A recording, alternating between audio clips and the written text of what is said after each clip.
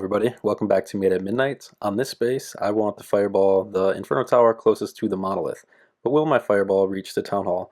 So I consult the test base. As you can see here, this sweeper is another 2x2 building, and I'm going to drop the fireball onto the sweeper, and then use 3 EQs to take out the walls surrounding the sweeper. So now I know exactly the range, and you can do that with a Town Hall for a 4x4, you can do it with the Archer Tower down below for a 3x3, and I can see for a 2x2, my fireball will reach 5 tiles. So that Inferno Tower, closest to the Poison Spell Tower, I have the 2 spell towers between the Inferno Tower and the Town Hall, so 5 tiles, I am good to go. So I'm dropping this Flame Flinger. I want to create pathing. I want to be able to invest as few invisibility spells towards this Town Hall fireball as I can. And I'm going to take out this Wizard Tower that's next to the Expo. And this way I can direct target the Expo with 4 Rocket Loons, take the Expo out really fast. Now I don't have to worry about that side with the Flame Flinger working. So I will not have to worry about putting a spell on that side at all. And this is something I've really been liking to do.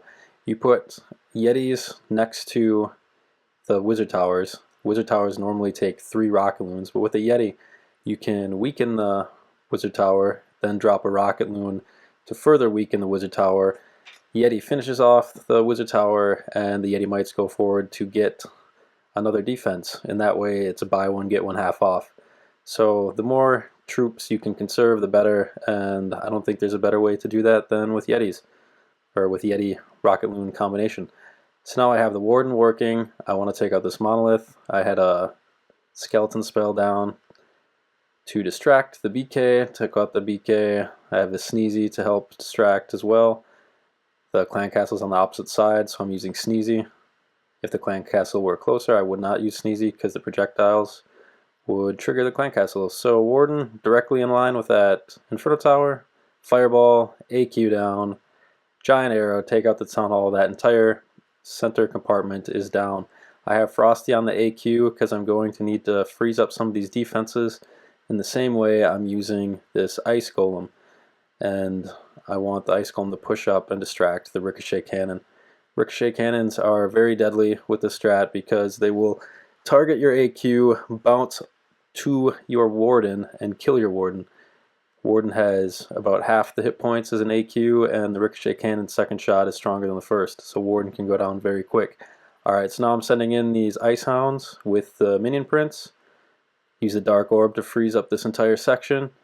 I have the RC in behind the Minion Prince. Honestly, probably didn't need the RC, but everything else in the attack went so well, why risk it? So now everything's getting froze up by this Ice Hound. Still have 1 Ice Hound left to pop.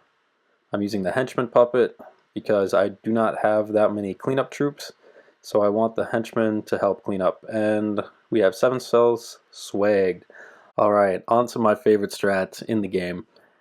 I came up with this Town Hall 16 after maxing Giant Arrow and Fireball.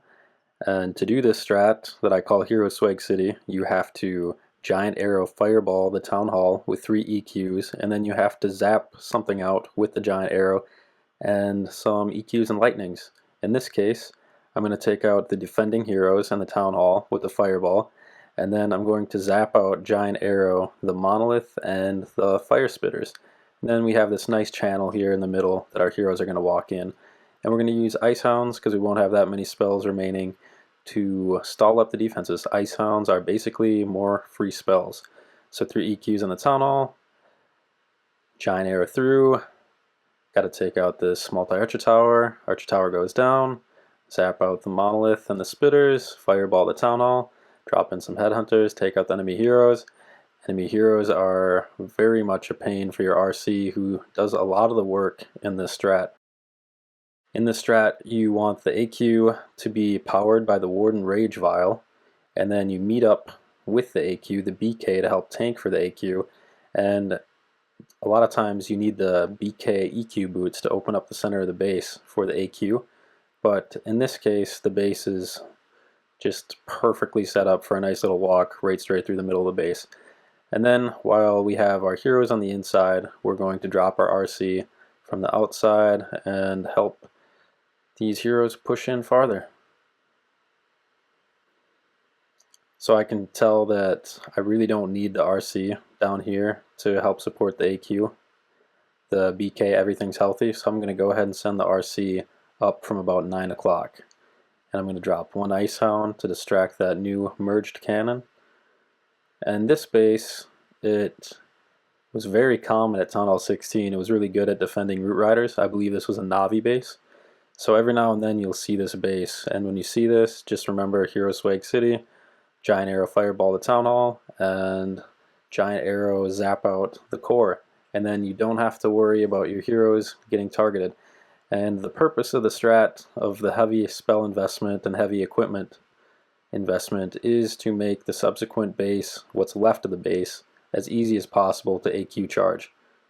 AQ is the strongest hero in the game. She does the most damage. She's stronger than the RC. So we zap out and fireball hard to reach defenses that would be problematic to an AQ charge. So we have an easy AQ charge. We power our AQ with the Warden Rage Vial, meet up the AQ and Warden with the BK, push in, open up the core, and support with the RC on the outside to keep the AQ and Warden and BK in the center. Alright, so here we have Crosby with a Zap Super Hog hit. He's zapping over the Gigabomb base recognition. Now his Super Hogs won't have to pass through that. And now with that section of defenses gone, he can do a nice little AQ charge to take out the Wizard Tower and air defense. This is what Stars always used to do in his Zap Lalos. He'd zap out a section that enabled his Queen to get a lot of value. It's the same thing with the strat that I just got done doing. Stalling up and distracting this Ricochet Cannon with an Ice Golem. Ricochet Cannons are a real pain, so whenever you can put an Ice Golem onto a Ricochet Cannon, do it. AQ goes to ability. That's alright. Has a Log Launcher coming in to open up the walls into the core. Ice Golem and Super Drag come out. Poison down. BK goes for a little bit of a walk. That's okay. The Log Launcher will open up the walls into the core. And that's kind of the nice thing about having the King with the EQ boots and the Log Launcher. They both can go after the walls, so if one fails, the other one can prevail. Alright, so the Yeti's going to the core. A lot of Yetis into the core. Rages. Town Hall goes down. Now he has created a perfect little L shape up here at the top. Nice little narrow channel, so all the Hogs will benefit from the heals and the Warden Eternal Tome. Hogs pushing up, a bunch of Giant Bombs, Eternal Tome. Coming into this Monolith compartment. Tornado Trap goes off, stalls up. Got the Poison Lizard to take out enemy heroes. Got a couple archers up top. It never hurts to start your cleanup right away. Working through the base, RC ability left, base completely wrecked. Nice base identification. And that's the main purpose of these videos, will be base identification. In Legend League, you don't really have a choice of what bases you're going to encounter. So in War, you can go a little extra crazy, do a lot more insane hits, and have a lot more fun. So hope you guys enjoy all of that coming up. Alright, so here we have Sam with a Super Witch hit. He went 7 for 7 in C1 CWL. Nice job, Sam. So looking forward to this hit. So he's got the Angry Jelly on the Warden. He's trying to take out as many defenses as possible between him and his intended Fireball. This way he can invest as few invisibility spells as possible. Conserve his spells, get as much value as possible without having to waste anything. Alright, so with the Angry Jelly, it lasts for 35 seconds, causing him to only target defenses, dealing with this enemy RC. And what you want to do when you're using the Angry Jelly is you want to wait for the Angry Jelly effect to wear off. Because if you don't wait for the Angry Jelly effect to wear off, you invis your surrounding defenses. Your Warden will push into the core and encounter way too many defenses at a time. So Angry Jelly's done, he invises, Warden stays put, Fireball takes out a giant section of the core, and now he has Nice little channels for his witches to walk through and his heroes. Clearing up a few trash buildings with his Warden for funneling, drops in the witches, and now he's got this nice little stroll, nice little relaxed hit. So relaxed that he pops AQ ability right away, immediately. We probably could have waited a good 30 seconds to pop that AQ ability on that side of the base, but all good, all good. Working in, got the BK with the EQ boots, sneaks this wall breaker in towards the monolith compartment, monolith down, a jump spell for everything to meet up.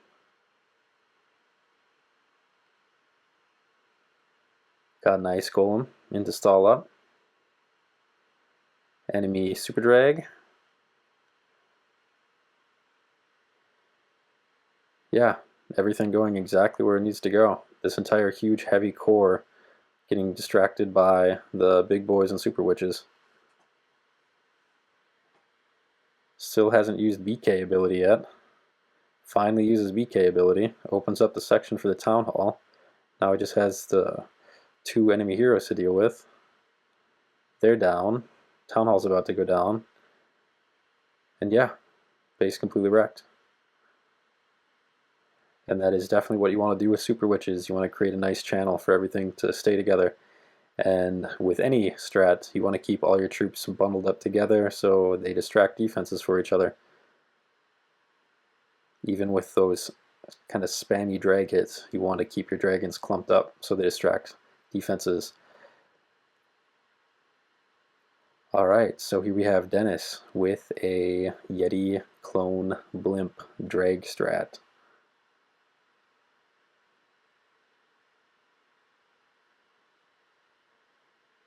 Takes out one of the air sweepers. Now he's going to send his drags in behind the remaining air sweeper. Couple drags over here at 3. Create some funneling. BK walks into the channel. He's got the Giant. Giant can be good. Giant's a little dangerous in my opinion because a lot of times the Giant walks towards a ricochet cannon and allows the ricochet cannon's second shot to lock onto the queen. And the second shot of the ricochet cannon is stronger than the first, so very, very deadly. Clone rages the Yetis, takes out the town hall. Nice thing about the clone raged Yetis and the Yeti mites is it takes out a portion of the base, which allows for a funnel for the rest of the troops. So you see there's a funnel up here towards 12 for the drags, and then there's also a funnel down here at about 7 for the AQ. AQ's still going. About to be down, but she got the value that she needed. I still think that Healer Puppet with Frosty and Giant Arrow on the AQ is the best combination. I've seen STXL, he always uses the Frosty Giant Arrow on the AQ. And he goes nearly perfect every time. He has like a 92% hit rate. Rages up some of these drags to take on the enemy heroes. Has the Dark Orb, still had the Dark Orb remaining. RC pushes in, takes out the last defense, now just clean up. Be able to take out these buildings without even having to touch the minion prints. So nice job to Dennis. Alright, here we have Kensai with a Root Rider attack. And I selected this Root Rider attack because he does this nice little giant to distract the Expo to keep his RC perfectly healthy during the Spirit Charge. And that is a really nice touch, especially when you're doing RRs, because you have the perfect 5-space Super Barb troop that you can swap out for a giant. So he rages the RC, and you'll notice this channel. He's going to have 2 channels, one on each side of the middle, that he can push his RRs straight up through the middle of the base, right at the town hall. He's got BK on about 11 o'clock. He's got Angry Jelly on the queen, so the queen can come up and take out that entire compartment where the BK is. Uses the magic mirror and the Giant to distract for the AQ. Clears that channel, or clears that compartment, and now he's got the 2 channels on each side of the middle, and his RRs will work straight up into the base. Everything clumped together, everything's going to benefit from the Rage, everything's going to benefit from the Eternal Tome, and with the Eternal Tome rework, this is going to be more important than ever, creating great pathing for your Root Riders. Pushes into the base, goes ahead and overgrowths the back end compartment, and he overgrowth early over that Rage spell tower, so the Town Hall Giga Inferno wouldn't be raged. So now he's just working through the base. Only real threat left is this Minion Prince. And that's why you want to have your RC left alive, so the RC can deal with the Minion Prince. If Minion Prince is left all by himself, he will take out all your Root Riders and your Valks. Giant's still alive and healthy. RC's finishing up these last defenses. Snake's distracting. BK still healthy. Nice job, Kensai. Thanks for watching. See you guys next episode.